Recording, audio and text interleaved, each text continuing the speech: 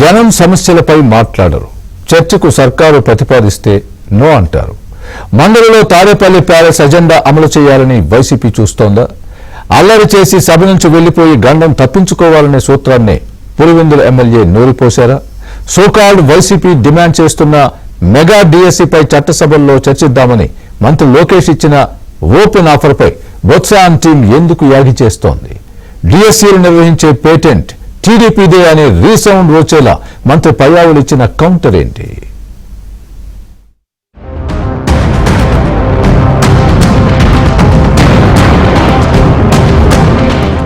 El Niño ఇప్పుడు ప్రపంచాన్ని గడగడా వణికిస్తున్న పెద్ద ఇష్యూ. వర్షాభావ పరిస్థితులతో పంటల దిగుబడిపై ఎఫెక్ట్ పడింది. ప్రభుత్వం దిద్దుబాటు చర్యలు తీసుకోకుంటే భవిష్యత్తులో జరగబోయే ఉపద్రవం మామూలుగా ఉండదు. సరిగ్గా ఇదే అంశంపై మాట్లాడదామని ఏపీ శాసనమండలిలో సూచించింది అధికార పక్షం. ఈ విషయంపై ఆర్థిక శాసనసభ వ్యవహారాల మంత్రి పయ్యావుల సభాముఖంగా చెప్పారు. అలా కాదు, ఫస్ట్ డిఎస్సీపై చర్చించాల్సిందే అని పట్టుబట్టింది విపక్ష వైసీపీ. ఉదయం సభ మొదలు కాగానే అరుపులతో సభా కార్యకలాపాలకు అడ్డు తగిలారు. పైగా సోమవారం అసెంబ్లీలో ముందుగా డిఎస్సీపై చర్చించారని, మండలిలో చర్చకు వచ్చిన ఇబ్బంది ఏంటని ఓ అసంబద్ధ ప్రస్తావన తెచ్చారు విపక్ష నేత బొత్స. అసెంబ్లీకి రండి, డిఎస్సీ సహా అనేక అంశాలపై చర్చిద్దామని పులివెందుల ఎమ్మెల్యే జగన్మోహన్ రెడ్డికి కూటమి పార్టీల నాయకులు విజ్ఞప్తి చేశారు. శాసనసభకు రండి, డిస్కస్ చేద్దామని సవాల్ విసిరారు మంత్రి లోకేష్. అటు ప్రత్యర్థి పార్టీల నేతలు బదులివ్వలేదు. మినిస్టర్ ఇచ్చిన సవాల్ను స్వీకరించలేదు. మండలి ఎలా సాగాలో బీఎస్సీలో డిసైడ్ చేస్తారు. కానీ తాడేపల్లి ఆదేశాలను పెద్దల సభలో అమలు చేసే కుట్రలో భాగంగా అర్థం పర్థం లేకుండా ముందు డిఎస్సీపైనే చర్చ అనే సింగిల్ పాయింట్ ఎజెండా పేరిట మంకుపట్టు పట్టారు బొత్స సత్యనారాయణ.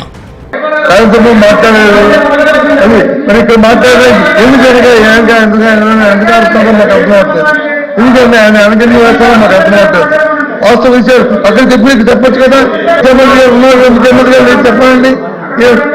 అక్కడ చెప్పిన ప్రకటన ఎక్కడైనా సరే, బయటనే ఇంటనే ఎక్కడైనా మాట్లాడతామని చెప్పారు కదా, చెప్పండి ఆ మాట ఎక్కడ అడుగుతామని సమాధానం చెప్పండి. డిఎస్సీ అంటేనే టీడీపీ, తెలుగుదేశం ప్రభుత్వం అంటేనే డిఎస్సీ అని వైసీపీ వాళ్లు చెబితే వినే దుస్థితులు లేమని కౌంటర్ ఇచ్చారు మంత్రి పయ్యావుల. 5 ఏళ్లు పవర్లో ఉండి విద్యాశాఖ మంత్రిగా ఉన్న బొత్స సత్యనారాయణ ఒక్కటంటే ఒక్క డిఎస్సీ నిర్వహించలేదని, అరుపులు కేకలతో టైం పాస్ చేసేందుకే మండలికి వచ్చారని అర్థమయ్యే భాషలో అనుసరించారు మినిస్టర్ పయ్యావుల. వాళ్ళందరూ గౌరవ సభ్యులు పైనకెళ్ళి డిఎస్సీ గురించి మాకు చెప్తారు, మేము వినాలి. అరే తెలుగుదేశం అంటేనే డిఎస్సీ 1 కాదు, 2 కాదు, 3 కాదు, 4 కాదు, 14 సార్లు డిఎస్సీ ఇచ్చింది తెలుగుదేశం పార్టీ. మీరేమిచ్చారు? ఒక్కటి కూడా ఇవ్వలేదు. మనుషులకు కాస్త ఆలోచన ఉండాలి. డిఎస్సీపై విపక్షంగా తాము చర్చ కోరుతుంటే ప్రభుత్వం ఎందుకు వెనకంజ వేస్తోందని పదే పదే అడ్డు తగిలారు విపక్ష ఎమ్మెల్సీలు. వేరే ఫార్మాట్లో రావాలని అక్కడికి బొత్సకు హింట్ ఇచ్చిన మండలి చైర్మన్ ను పట్టించుకోలేదు బొత్స. రన్నింగ్ కామెంటరీ ఓవర్ కావడంతో వైసీపీ సభ్యుల తీరును తప్పుబట్టారు పయ్యావుల. మండలిలో ప్రజా సమస్యలపై మాట్లాడరు.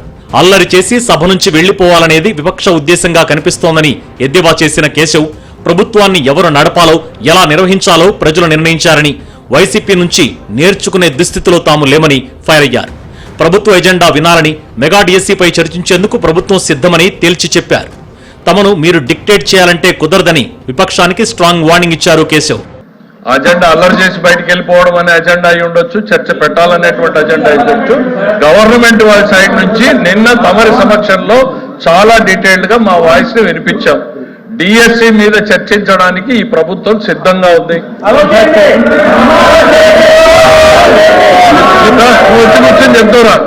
నువ్వు వచ్చి కూర్చొని చెప్తారా ఎల్లు.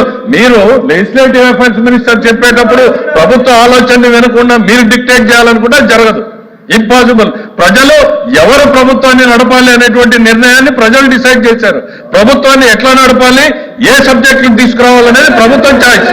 దయచేసి మీరు అనుకున్నట్టు సభ జరగదు అన్న విషయాన్ని మీరు గుర్తుపెట్టుకోవాలి. ఇక్కడ we are here to discuss about the DSC.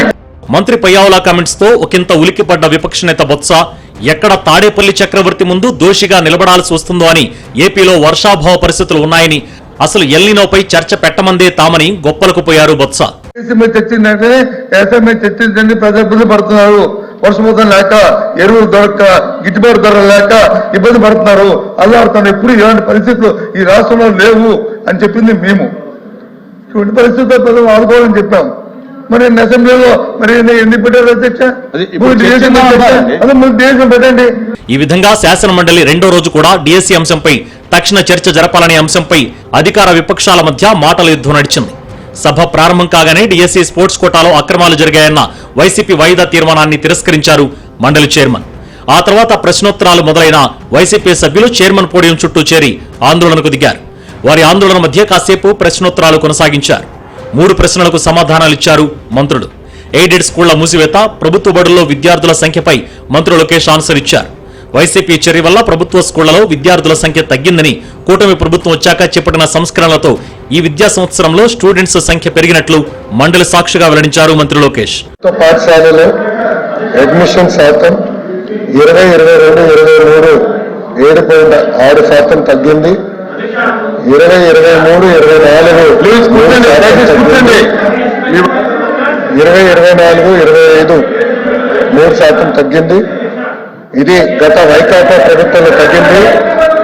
ప్రజాప్రభుత్వ అధికారంలోకి వచ్చిన తర్వాత అవకతవకలు ఫేక్ డేటా తీసేసిన తర్వాత 2025-26లో 1.69% తగ్గింది అధ్యక్ష. కానీ ఇప్పుడు ప్రత్యేకంగా 2026-27లో 0.94% అడ్మిషన్స్ పెరుగుతాం జరిగింది అధ్యక్ష.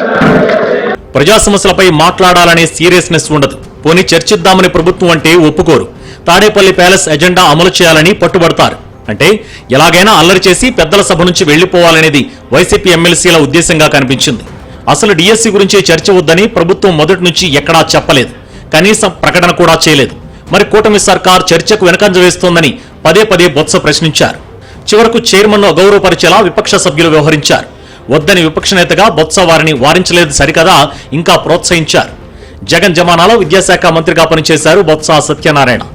అప్పుడు డిఎస్సీ నిర్వహించి ఉపాధ్యాయ పోస్టులు భర్తీ చేద్దామని కనీసం రికమెండ్ చేయలేదు. ఇప్పుడు మాత్రం నిరుద్యోగులపై ప్రేమ ఉన్నట్లు మాట్లాడడం విడ్డూరమనే విమర్శలు కనిపిస్తున్నాయి.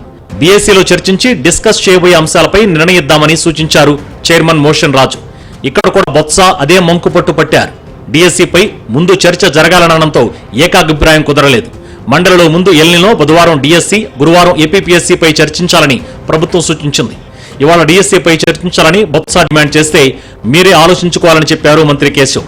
డిఎస్సీ సమావేశం ముగిశాక భోజన విరామం అనంతరం సభా వ్యవహారాలు ప్రారంభం కాగానే డిఎస్సీపై చర్చకు డిమాండ్ చేస్తూ వైసీపీ సభ్యులు నినాదాలు చేయడంతో మండలిని బుధవారానికి వాయిదా వేశారు చైర్మన్ మోషన్ రాజు.